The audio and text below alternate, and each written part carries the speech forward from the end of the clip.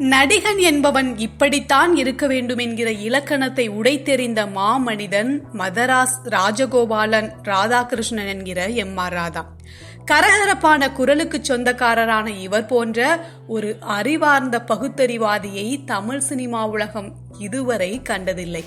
அவருக்கு பிறகும் அந்த இடத்தை நிரப்ப இன்று வரை யாரும் பிறக்கவில்லை என்பதே உண்மை. எம்.ஆர். ராதா பிறந்தது சென்னையில்தான். சிறு வயதிலேயே படிப்பை நிறுத்திய எம்.ஆர். ராதா ஜெகநாத ஐயர் என்பவரின் நாடக கம்பெனியில் சேர்ந்தார். அங்கே கதரின் வெற்றி, பதிபக்தி போன்ற நாடகங்களில் நடித்தார். முதலாக 1937ஆம் ஆண்டு ராஜசேகரன் என்ற சமூக படத்தில்தான் வில்லனாக எம்.ஆர். ராதா அறிமுகமானார். எம்.ஆர். ராதாவின் நடிப்பை பார்த்து வியந்து போன மாடர்ன் தியேட்டர்ஸ் உரிமையாளர் டி.ஆர். சுந்தரம் அவருக்காக சத்தியவாணி என்ற படத்தை எடுத்தார். அதில் எம்.ஆர். ராதா தான் கதாநாயகன். 1940 வெளிவந்த அந்த படம் எதிர்பார்த்த அளவு ஓடாததால் தனக்கு சினிமா சரிபட்டு வராது என்று மீண்டும் நாடக உலகிற்கே திரும்பினார் எம்.ஆர். ராதா. பிறகு சொந்தமாக நாடக கம்பெனி தொடங்கிய எம்.ஆர். ராதா இரத்த கண்ணீர், தூக்குமேடை, லட்சுமிகாந்தன், பம்பாய் மெயில், விமலா, விதவையின் கண்ணீர், நியூஸ் பேப்பர், தசாவதாரம், போர்வால் போன்ற நாடகங்களை நடத்தினார். இவற்றில் மிகவும் புகழ் பெற்றது இரத்த கண்ணீர் நாடகம்தான். நாடகங்கள் கொடிகட்டி பறந்த காலத்தில் எம்.ஆர். ராதாவுக்கு ஆஸ்தான கதை வசனகர்த்தாவாக இருந்த கருணாநிதி விலகிவிட தங்கராசுவிற்கு வந்தது வாய்ப்பு. அவர் எழுதியதுதான் இரத்த கண்ணீர்.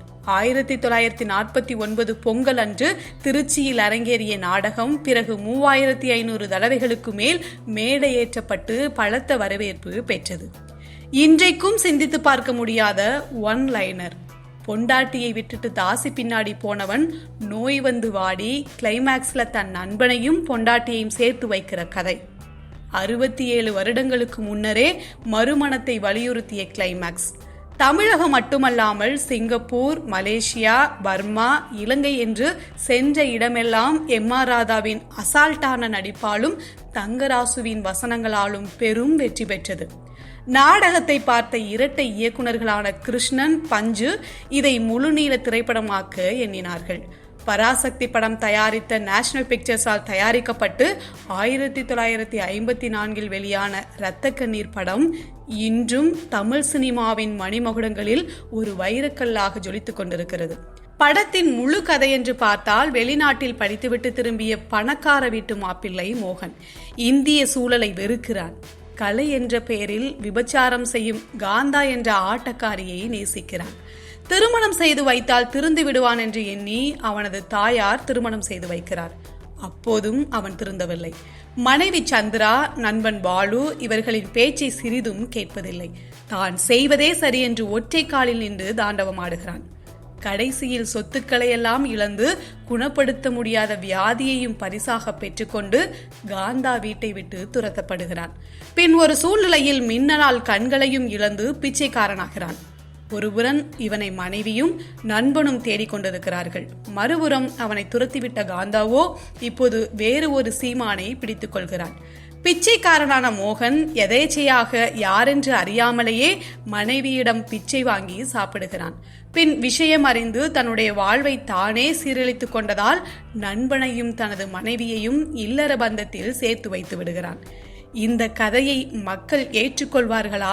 சர்ச்சை ஏற்படுமே, சமுதாய சீர்கேடு என்று குதிப்பார்களே என்று இயக்குநர்கள் தயங்கிய நேரத்தில் இதுதான் கிளைமேக்ஸ், இக்காட்சியை வைக்காவிட்டால் மேற்கொண்டு நடிக்க மாட்டேன் என்று கராராக சொன்னாராம் எம்.ஆர். ராதா.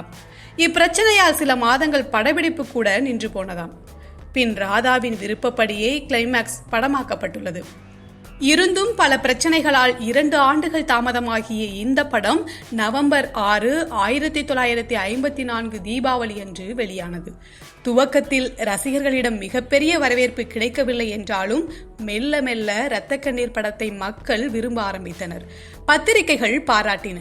ஒரு முறை படம் பார்த்தவர்கள் மறுமுறை இன்னொரு முறை என்று தியேட்டருக்கு வந்தபடியே இருந்தனராம்.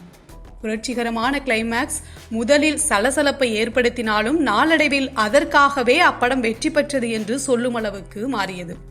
இதில் படத்தின் முதல் காட்சியிலேயே பணக்கார தோரணை, திமிர் என தன் நடிப்பில் அசத்தியிருப்பார் எம்.ஆர். ராதா. பின்னர் தொழுநோய் வந்த பிறகும் அவரது நடிப்பில் ஒரு கேலி, நையாண்டி என பட்டையை கிளப்பியிருப்பார்.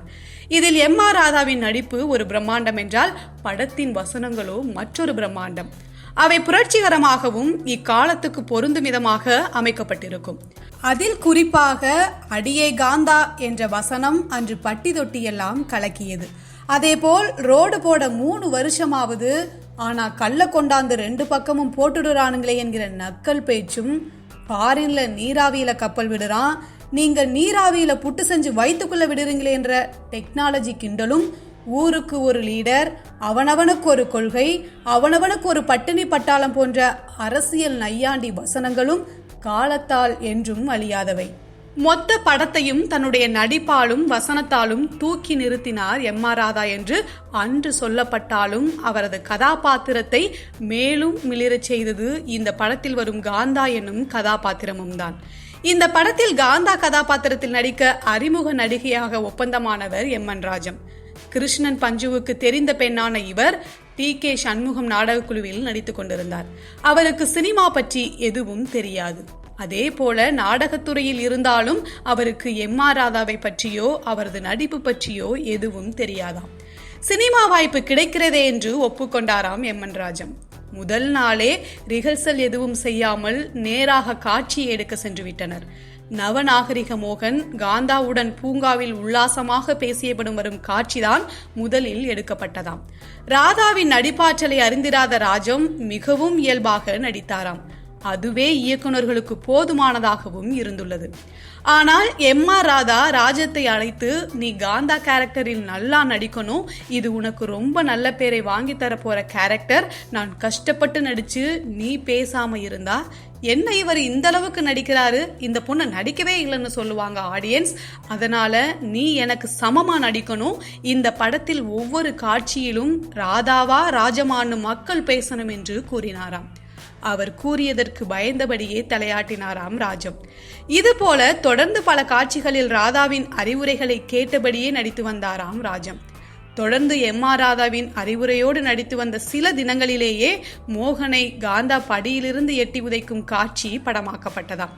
தொடக்கத்தில் அந்த காட்சியில் எம்.ஆர். ராதாவை எட்டி உதைக்க தயங்கிய ராஜம் பின் ஒரு கட்டத்தில் பயந்ததால் அவரே தடுமாறி விழுந்து விட்டாராம். அப்போது எம்.ஆர். ராதா, இங்க பாருமா, நீ என்ன 10 தடவை உதைக்கிறதுக்கு பதில் ஒரே தடவை உதை, ஆனா பலமா உதை என்று சொல்லி கடிந்தாராம். ஆனால் இம்முறை வேகமாக எட்டி உதைத்தாராம் ராஜம். எம்.ஆர். ராதா படிகளில் உருண்டு விழுந்து ஷாட்டும் ஓகே ஆனதாம். ஆனால் ராதாவுக்கு நெற்றி பெயர்ந்து ரத்தம் ஒழுகியதாம். பதறிய ராஜம் ராதாவிடம் ஓடி வந்து மன்னிப்பு கேட்டாராம். அப்போது எம்.ஆர். ராதா, ஒரு நடிகையா காட்சிக்கு வேண்டியதை தான் செஞ்சிருக்க, இதுல உன் தப்பு ஒண்ணுமில்லையே, நீ நல்ல நடிகையா வருவ என்று கூறி ஆசிர்வாதம் செய்தாராம் எம்.ஆர். ராதா. இப்படி தான் மட்டும் நடித்து வாழ்ந்திராது, தன்னுடன் நடிப்பவர்களையும் அந்த கதாபாத்திரமாகவே மாற்றி எம்.ஆர். ராதாவால் உருவான இந்த மாபெரும் படைப்பில் கதாபாத்திரங்களின் பெயரிலேயே அவர்களின் குணாதிசயங்களும் அடங்கியிருக்கும். மோகம் கொண்டு அலைபவனாக மோகன், அவனை தன் பக்கம் இழுக்கும் காந்தமாக காந்தா, பால் போன்ற மனமுள்ளவனாக பாலு, சந்திரனை போன்ற சந்திரா என சொல்லிக்கொண்டே போகலாம். எம்.ஆர். ராதா சின்ன சின்ன வேடங்களில் நடித்த பல படங்கள் இருந்தாலும் அவரது மொத்த ஆளுமையையும் நடிப்பு திறமையையும் முழுவதுமாக அறிந்து கொள்ள உதவும் இந்த இரத்த கண்ணீர் படம் ஒவ்வொரு தமிழ் சினிமா ரசிகனும் அவசியம் காண வேண்டிய ஒரு திரைப்படமாகும். இது போன்ற சுவாரஸ்யமான தகவல்களை தெரிஞ்சுக்கிறதுக்கு எங்களோட சேனலை சப்ஸ்கிரைப் பண்ணுங்க, மறக்காம ஷேர் பண்ணுங்க.